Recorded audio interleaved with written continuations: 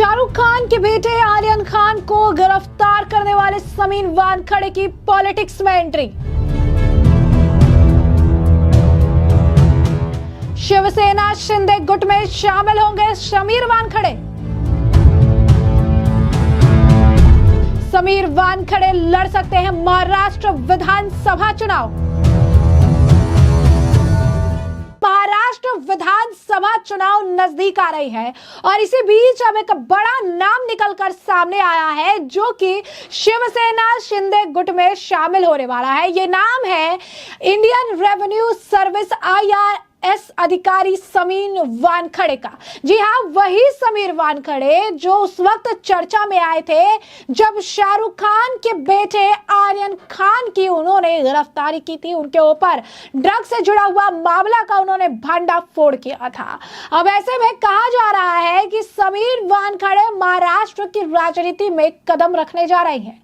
Report के मुताबिक वो एकनाथ शिंदे गुट की अगुवाई वाली शिवसेना में शामिल हो सकते हैं। बताया यह भी जा रहा है कि वह मुंबई की धारावी विधानसभा सीट से चुनाव लड़ सकते हैं।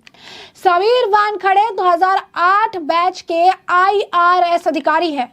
2021 तक उन्होंने NCB के जोनल डायरेक्टर का पद संभाला था। दरअसल समीर वानखेड़े काफी समय से चर्चा में रही हैं और अब उनका राजनीति में आना एक बड़ा कदम माना जा रहा है।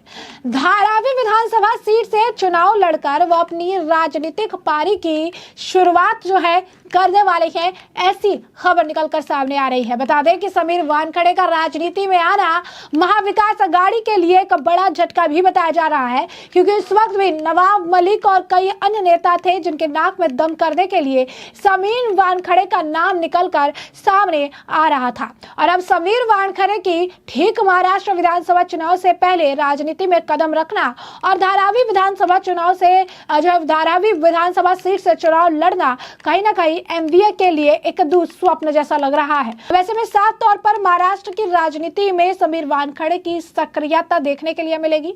कहा जा रहा है कि जल्द ही वो अपने नौकरी से रिटायरमेंट लेने वाले हैं और उसके बाद राजनीति पारी की अपनी शुरुआत जो है करने वाले हैं, जिसके बारे में वो खुद जल्द ही जानकारी साझा कर सकते हैं। बता दें आपको कि नौकरी से जल्द इस्तीफा दे सकते हैं समीर वानखेड़े। जल्द ही अपनी नौकरी से इस्तीफा दे सकते हैं। इस्तीफा देने के बाद वो शिवसेना शिंदे में गुट में शामिल हो सकते हैं।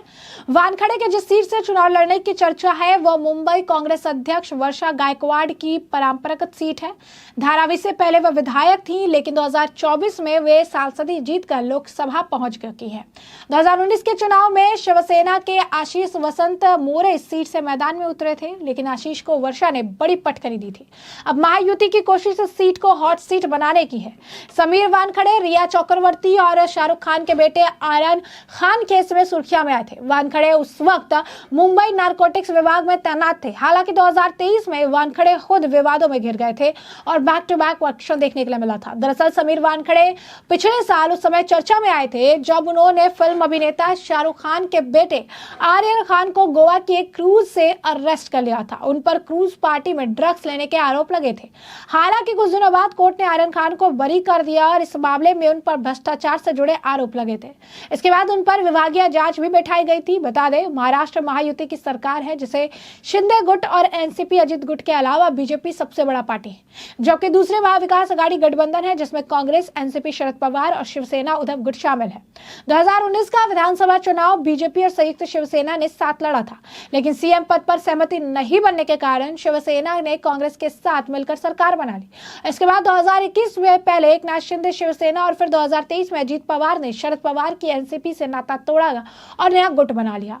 महाराष्ट्र में जुलाई 2022 से ही शिंदे सरकार अस्तित्व में आई। फिलहाल शिवसेना के एकनाथ शिंदे बीजेपी के समर्थन से सरकार चला रहे हैं। प्रदेश में 20 नवंबर को 288 सीटों पर जो है एक ही चरण में मतदान हो रहा है और नतीजे 23 नवंबर को घोषित होने वाले हैं। यानी साफ तौर पर अगर आप देखेंगे तो महाराष्ट्र चुनाव को लेकर जो तारीखों की घोषणा हुई है उसके बाद महाराष्ट्र में सियासी पारा ऑल टाइम हाई देखने के लिए मिल रहा है। समीर वानखेड़े का नाम लेने से ही अगर आप कहेंगे कि महाराष्ट्र की सियासत में एक बड़ा नाम बताया जा रहा है, क्योंकि एक लंबा वक्त रहा जिस वक्त के दौरान समीर वानखेड़े लगातार चर्चा में रहे। इस दौरान एनसीपी के नेता नवाब मलिक ने भी कई तरह के आरोप समीर वानखेड़े के खिलाफ लगाए। तो नवाब मलिक के ऊपर समीर वानखेड़े और उनका परिवार भी पूरी तरीके से चार्ज करता हुआ नजर आ रहा था। अब ऐसे में नवाब मलिक जेल की सलाखों के पीछे भी गए, लंबा समय जेल में भी जो है उन्हें व्यतीत करना है। अब ऐसे में साफ तौर पर अगर आप देखेंगे तो समीर वानखेड़े को जानने के पीछे का एक बड़ा कारण शाहरुख खान के बेटे आर्यन खान का मामला ही था, क्योंकि इस मामले में कई सारी खींचतान हुई, कई सारे मामले और निकल कर सामने आए और नवाब मलिक ने जिस तरीके से कमेंट किए, जिस तरीके से प्रेस कॉन्फ्रेंस की, जिस तरीके से कोर्ट कचहरी का मामला सामने आया, तो उस दौरान महाराष्ट्र का एक हॉट टॉपिक आप कह सकते हैं कि ये बना हुआ था। और यही कारण था कि समीर वानखेड़े को हर व्यक्ति जान गया और समीर वानखेड़े को बाद में इस चीज के लिए भी, अगर आप कहेंगे कि जो ये पूरा मामला था आर्यन खान का, चैट्स वगैरह भी सामने आए थे, कई सारे तरीके की चीजें थी। अब कहा जा रहा है कि जल्दी ही जो है उनकी नौकरी से वो इस्तीफा दे देंगे और इसके बाद फिर वो राजनीति में सक्रिय तौर पर आएंगे। और राजनीति में आने के बाद उनका जो विकल्प है वो एकनाथ शिंदे का गुट है, यानी एकनाथ शिंदे गुट से वो पार्टी ज्वाइन करेंगे और इसके बाद जो है चुनावी दांवपेच में अब उनका भी नाम निकल कर सामने आ रहा है। सीट भी हमने आपको बताई है कि किस तरीके से धारावी सीट जो है वो बताई जा रही है कि उस सीट से वो चुनाव लड़ सकते हैं और ये सीट जो है कांग्रेस की परंपरागत सीट जो है देखने के लिए मिली है। और इसी वजह से अब कहा जा रहा है कि शिवसेना शिंदे गुट से वो जुड़ने वाले हैं। शिंदे गुट मुंबई की किसी एक विधानसभा सीट से उन्हें टिकट दे सकती है, जिसमें धारावी सीट देखने के लिए मिल रही है, क्योंकि धारावी सीट से विधायक वर्षा गायकवाड़ के सांसद बनने के बाद अब उनके ही परिवार के सदस्य को कांग्रेस चुनाव मैदान में उतारने की तैयारी कर रही है। हालांकि समीर वानखेड़े ने अभी तक सरकारी नौकरी से इस्तीफा नहीं दिया है, लेकिन माना जा रहा है कि वे जल्दी सरकारी नौकरी से इस्तीफा देकर विधानसभा चुनाव लड़ने का आधिकारिक ऐलान जो है कर सकते हैं। और उनके आधिकारिक ऐलान की जो अगर आप कहेंगे कि इंतजार कई लोगों को है और कहीं ना कहीं कहा जा रहा है कि महाराष्ट्र के सियासत में एक बहुत बड़ा टर्निंग पॉइंट भी होगा।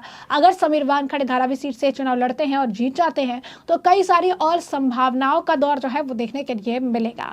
यानी साफ तौर पर महाराष्ट्र का विधानसभा चुनाव काफी इंटरेस्टिंग होने वाला है। एक चरण में चुनाव होने वाला है, 288 टोटल सीट है और 23 तारीख को इसका रिजल्ट भी आ जाएंगे। यानी महाराष्ट्र में किसकी सरकार होगी, कौन सत्ता में काबिज होगा, ये बात साफ तौर पर 23 तारीख को स्पष्ट हो जाएगी, जिसमें अगर आपको कहे कि एक चरण में ही चुनाव है और कहीं ना कहीं शिंदे गुट जो है, ये जो महायुति की सरकार है, ये अपनी जीत को लेकर काफी आश्वस्त नजर आ रही है। कहा जा रहा है कि अपनी जीत को लेकर वो काफी आश्वस्त है, कॉन्फिडेंट है।